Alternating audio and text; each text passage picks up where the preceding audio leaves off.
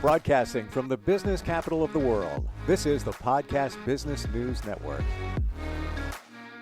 One of the most important things you can do to up your game personally, professionally, is to communicate well, but along with that, be able to tell a good story.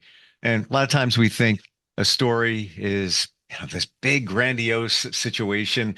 Everybody's got a story. No, it's the shirt you put on today. What's the story behind that? You could tell a story within anything, and that translates to anything that we do in life. To up your game on that, have somebody that works with you. Found someone. She's a storytelling coach. She's also a screenwriter, but she works with people to improve their communication every day. Her name is Michelle Cutler, and she's back with us. Hey, Michelle, how you doing? I'm well. How are you? Doing well. I want to share with everybody, Okay. if you have a question, want to weigh in, feedback, whatever, instant feedback, steve@gmail.com is one way to reach us. The other way, 631-319-6275. So when we first got together, you told a story about your hair and how the water stopped working where you were, and you were trying to get ready for the podcast and all of that. We have another hair story today. Yeah, I just figured we might as well stick with the theme. And perhaps that is part of my brand identity, is that I work a lot with brands that are beauty brands, products. I think as well, since I come from a beauty business family, I tend to think about sort of presentation, even though this is an audio podcast. So the last time I got in a snafu trying to dye my hair a few hours before an audio podcast, which makes no sense. And so this time I decided I'd dye my hair the day before. And then I went to get a haircut, and I realized something interesting, that the $12 haircut, the cheap haircut, which is fine, it's a good stylist, you end up with a haircut that 3 weeks later is the one you wanted. And when you spend like $150 and you sit in the salon for hours, you walk out with the haircut you wanted that minute. So the difference between a $12 haircut is about 3 weeks for the hair that you want. So I now have like the Sigourney Weaver 90s, working girl haircut when I walked in with something else. Therein lies, here, it looks great, by the way. And Thank you. digression, today after work, I will be dyeing my daughter's hair. Not kidding. She's 16, and she needs to touch up. She goes, looks like I'm losing my hair because my roots are blah, blah, blah. All right, we'll get it. We got it. Got to pick up gloves on the way home. But anyway, the relatability in your hair follicles, we can relate. Like, I get it. I'll get my hair cut, and it looks all right, but it's almost like you grow into it in a few weeks later. Like, yeah, now it's looking good. And it's usually at that time you make another appointment. I'm like, man, I'm going to hold off on it. I'm going to hold off. It's looking good now. Took 3 weeks. I'm going to hold off on it. So It is a short window of time. right. It's so funny you say that, because I was just going to text the guy I go to and see if he's free tomorrow. You're like reading my mind. We do have a connection. We do have a connection. The relatability, I feel, is key in stories. Would you agree? Yeah, definitely. I wanted to share something with you about a client that I've been working with. But before going there, I'm going to start big, the bigger scale, which is that I'm also working on a brand campaign for a pretty famous luxury car brand, which I can't say what it is. And with a celebrity who is one of those celebrities where you're like, wow, he's a celebrity. Okay. So it's one of those situations, and we're working on the campaign. What I realize is that with a brand that's big and famous, it already has so much identity built into it. It's been around for decades, since last century. We already are familiar with certain aspects, and we relate to it in a way that's familiar and perhaps also aspirational, which is a big sort of advertising word. And so how do we get that type of relationship or connection if we're an independent small business, or an entrepreneur, or an author, or a personality, someone who's trying to sell what they do? A lot of the people on this podcast network are sharing their skills and their trades in really interesting ways. So I was thinking about this idea that you are your brand, you are the legacy, but no one knows your legacy story because it's not part of common knowledge. So how can you make an impact with what you already have, right? So you have your background in radio and in radio hosting. So if you were my client, for example, we would talk about where you came from, back to our earlier episode about origin stories. What is your background that led you to this place now? And that becomes the name brand. That becomes the brand identity. So this client that I'm working with, she's does massage and body work, which body work is what they call massage now. Oh, So okay. like movement therapy, massage, body work. And she's been doing it quite a long time and has never really had to sell her wares. She always had a network. And but it's coming time where she has to reach a wider audience. And she's been hired by a larger spa, and they're introducing all their new people. And she thought, oh my goodness, I haven't had to introduce what I do in so long. She was looking through her resumes and looking through past things and working something up. When we were speaking, I was looking at what she had, and I was like, why haven't you included dance, your background in dance? Like, she studied dance, she was a dancer and a performer. Thought, why hadn't you included this in who you are as someone who does body work, massage therapy? She's thought, oh, I didn't even really think about how that's relevant, but it's completely relevant. It makes her different from somebody else, right? Someone else who has a certificate in massage has a different background. So I think I thought about it that growing up, we were sort of told if you had too many things, if you did too many things, too many different things on your resume or too many different things in your background, it was called like a jack of all trades. And that was almost sort of a negative thing to say about someone, that they're a jack of all trades.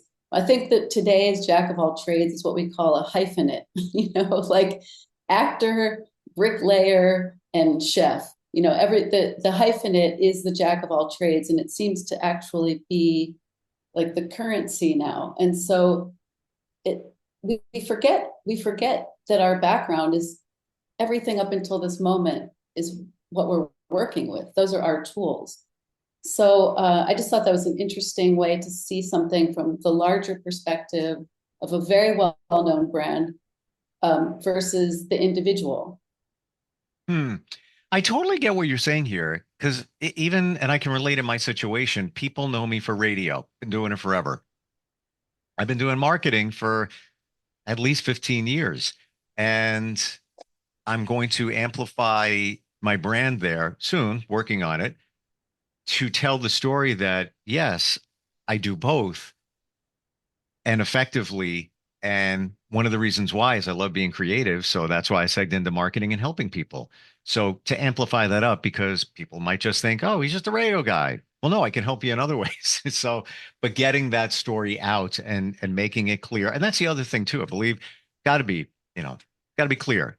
You can't be muddy down and watered down, which I guess is another challenge in storytelling, right? Yeah, it is. And we all I think we all come to that point where, once you're out of college, you're out of your teens, out of your early 20s, out of your first jobs. A decade later, you sort of sit and say, what have I been doing? What does all of this add up to? I think, I'm 50, and I definitely on the way to 50 was thinking, I've been working in advertising a long time. Do I want to work in advertising for another 20 years? Not necessarily. I work in advertising is creative, but I work with, novelists and writers and performers also, and didn't really think of them as all being connected. I thought of them as different jobs that I had. But the more synthesis you can create, I think the better you feel. And actually, maybe perhaps that becomes more success that way as well. Just got something from Shelly in Trumbull, Connecticut. Instant feedback, steve@gmail.com. She says, in talking or storytelling, how can I get to the point sooner? Yeah, that's a great question. I think, as a coach, what I would do is I help people refine and clarify their personal narrative so that the story resonates clearly with the audience. And of course, that means knowing who your audience is. The key is to be intentional about understanding who you're speaking to, shaping the story accordingly, rather than taking like a one size fits all approach. I think with thoughtful preparation, you can make stories more impactful and meaningful for the specific people you're trying to reach. I think we talked about that early on, this idea of knowing who your audience is. That I think I used the example, if I'm going to dinner for the first time with my partner's mother, my mother-in-law now, but at the time, the first time, Mhm. I'm going to approach her differently in terms of sort of selling myself. I'm great for your son, then I might walking into a meeting where I'm pitching a story idea or pitching myself as someone to hire to help you tell your story. So again, doing a little bit of research really helps. Actually, I think research helps in everything, to be honest. Knowing the background of who you're speaking to, and what in your background might be relative or relatable to them. Do you think it in advance? Let's say you're going to tell somebody a story. Have you, in your mind, when you're at the point where you're a better storyteller, have already bulleted what you're going to speak about, and then you just do it? It's like an automatic process. hmm One thing I've been playing with lately is voice recording because I find that I actually do my best as you're like my clearest thinking I do in the morning when I'm walking the dog. It just happens to be when I'm like processing maybe what I was dreaming or things I was thinking about the night before or the day before. And I just take out the voice recorder. Of course, I'm in the countryside, so no one is hearing what I'm saying. I'm not in public on the street, but and I kind of like compose into the voice recorder. And then I have this sort of satisfaction of knowing that at my clearest point in the day, I took note of what I was thinking. And then, of course, later you can take the voice recording and do whatever. You can transcribe it, you can handwrite it, re-listen to it. You can use AI if you want. You can throw it into AI transcription. So there are a lot of pretty exciting ways to get your ideas organized, a lot of really exciting tools, but ultimately knowing what you want to say is the most important. And I think that's where the coaching part comes in. Mm. It just is like, I hate to say it's like therapy, but it is a little bit like the idea of like I'm doing right now. I'm collecting my thoughts as I'm speaking. Of course, this is not a new subject for me, but if we were talking about something else, I might take a little longer. I might want to prepare better. If we were talking about like, well, I do know how to dye hair roots, but if we were doing something else, I might have to come up with it. Like Totally get. renovating the bathroom. Like we're renovating the bathroom. It's a learning curve. I'm learning the language of bathroom renovation as we go. I guess it's also knowing what to leave out when you're telling a story. Because you might think that, oh, there's a little piece there. Maybe I should share that in my mind. But sometimes you're on the fence. I thinking that might be the hardest part. Yeah, well, that goes back to this idea with my client who left out dance. Like she just forgot that she had studied dance. She didn't forget in her day-to-day life, but she didn't think of it as relevant. I had a funny experience with a writer who was working on an essay. Ultimately, it was about death, about the death of someone he knew that he saw at conferences. I'm just going to make it very general like that because I don't want to share too much. But as I was reading it, I was thinking, what is this conference? What is this random? There's no such thing as a random conference. You have to buy tickets, you have to go there. And he kept referencing this random conference. And at a certain point, I said, I'm paying more attention to what you're not telling me than what you're telling me. The omission of what this conference is a distraction. So sometimes, what it was, and I can share this because I asked if it was okay. The conference is a guinea pig show, it's sort of like dog shows, but for guinea pigs. And which, of course, I was like, how can you leave that out? That is pure gold, like a guinea pig conference, a guinea pig convention. They were judges. And to me, suddenly the story came to life, right? When I understood that, just gave it so much more color and so much more specificity than the word random conference. So what I realized is in that conversation is when you leave something out, it can sometimes be more distracting than just allowing it to be there, including it. That's the best part of that whole story. The guinea pigs. Like, I know. and then my mind right away goes to, I met a guy last weekend, was with a couple of friends in a pub, and he was with his wife, and we just started this conversation. Interesting couple. He was English, and at his job, there's somebody from another country whose mother cooked their dish specialty, and it's guinea pigs.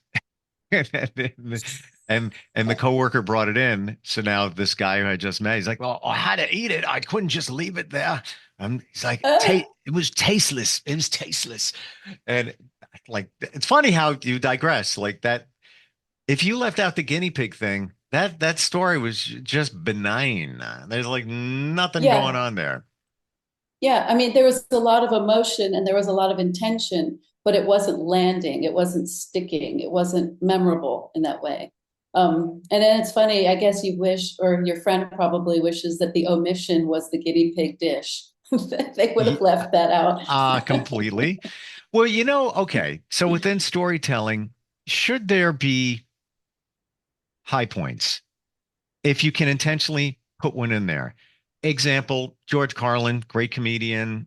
He always told a great story, and he would tell it, and he even said, like, when I talk like this, and then and there's peaks and valleys. Should it kind of be that way in a story where there's like a highlight or maybe an aha if it fits. You can't just look for it. If you hear it and you see it, just to make sure you don't omit that because it could be good.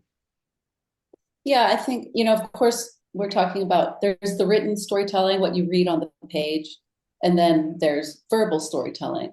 I think, we Western culture are we learn the journey, the journey story where you have obstacles and you have a goal and you have a high point, and a low point before the bigger high point. Like it's a bit of a formula that we like. We like it. It doesn't mean you have to follow it. It means understanding what it is gives you some more power to craft a story, right? Mm. You have you can in modern entertainment, a story can be told in a myriad of ways. I mean, we've seen that in film, we've seen that heard it in podcasts. I think in literature and books, we tend to go a little bit more towards a little more traditional storytelling. But as soon as you start being editorial, cutting and pasting, moving things around, dealing with time jumps, you can tell a story where everything takes place in a minute, and you can tell a story that takes place over a century. So again, it's really, we call these like containers. What is the container for your story?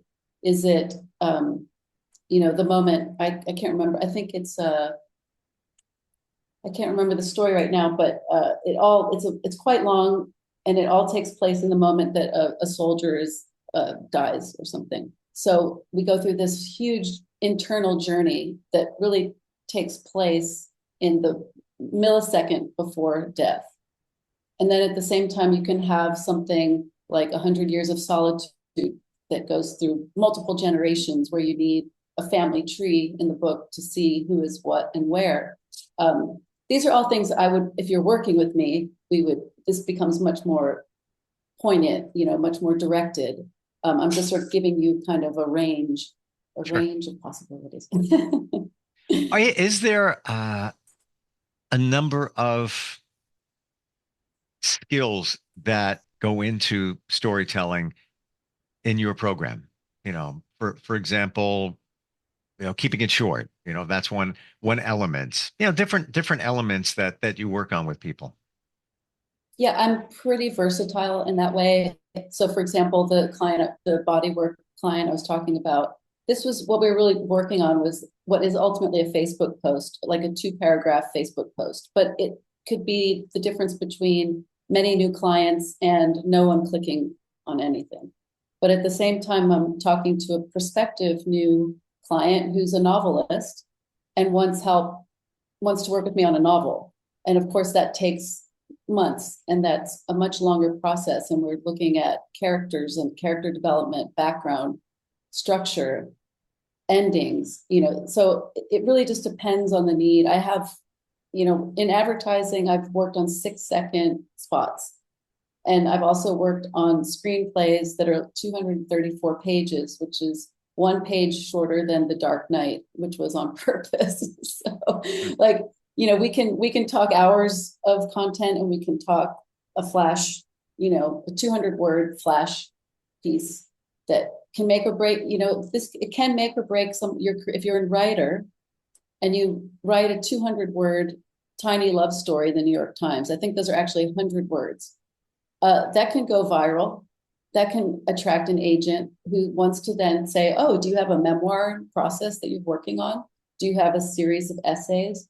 So those 100 words crafted really well could actually be a launch pad. It reminds me of whenever I do anything, send an email, post something, I give it thought. I am intentional of how it reads to somebody. I think about it. I don't just take a picture on social and type some stuff and click send. Maybe I'm overthinking it, but I feel that's my brand. I want the message to be clear, relatable. Somebody gets something out of it. And sometimes I even, I'll type something. I'm like, put it to the side, go back to something else, come back to it.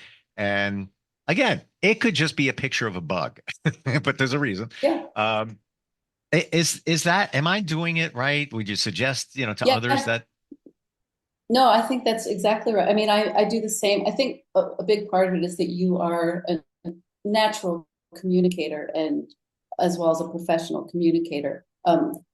For me, I feel the same way that what I'm sharing, first off, I never want to bring people down. Like, I'm not interested in throwing the message out that just is like, there's enough out there to bring you down. I don't need to be an add to the choir.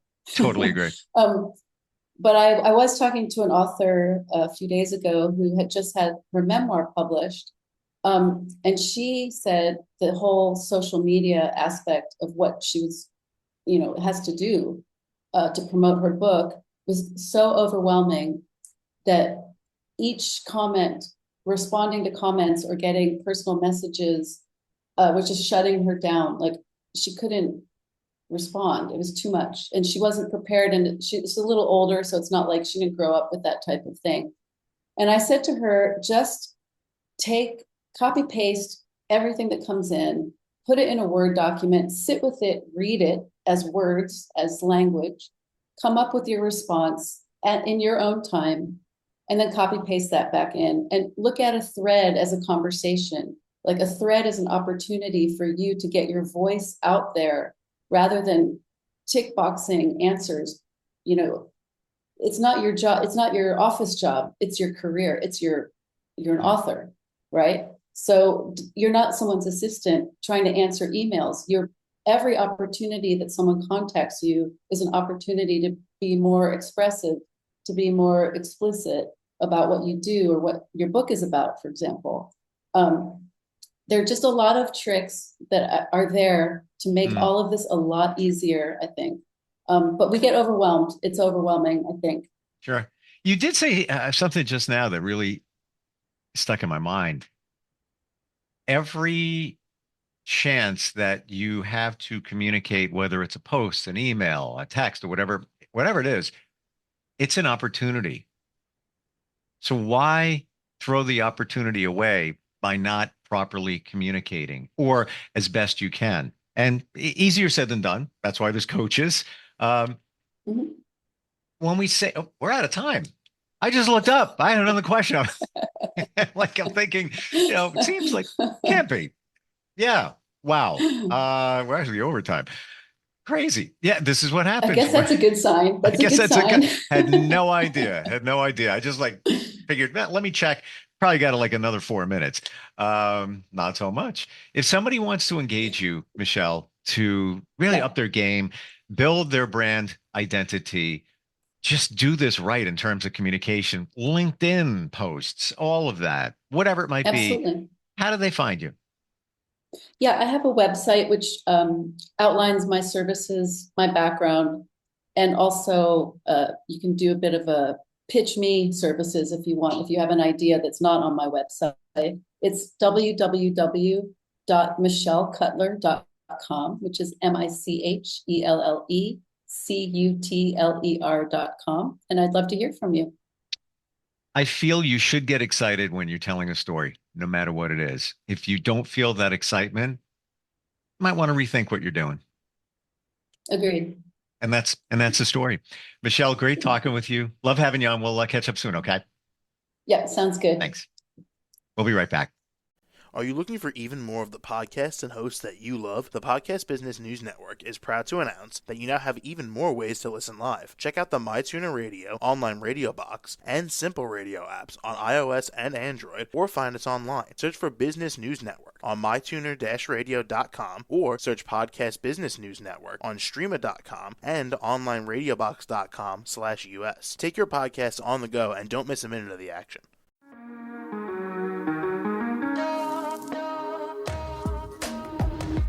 Broadcasting from the business capital of the world, this is the Podcast Business News Network.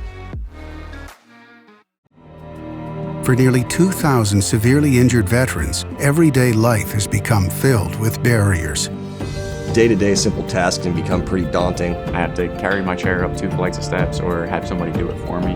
What scares me the most is just the falling.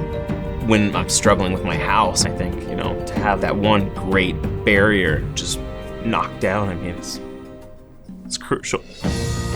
Home for Our Troops is a wonderful nonprofit that builds a mortgage-free, fully adaptive, handicap-accessible house. And there's no catch. It'll be our very first home that we've ever owned. This is a game changer. This is where your life begins again. We need you to join us in completing this important mission. Please visit hfotusa.org and help build homes and rebuild lives. Because of you, everything's going to be okay.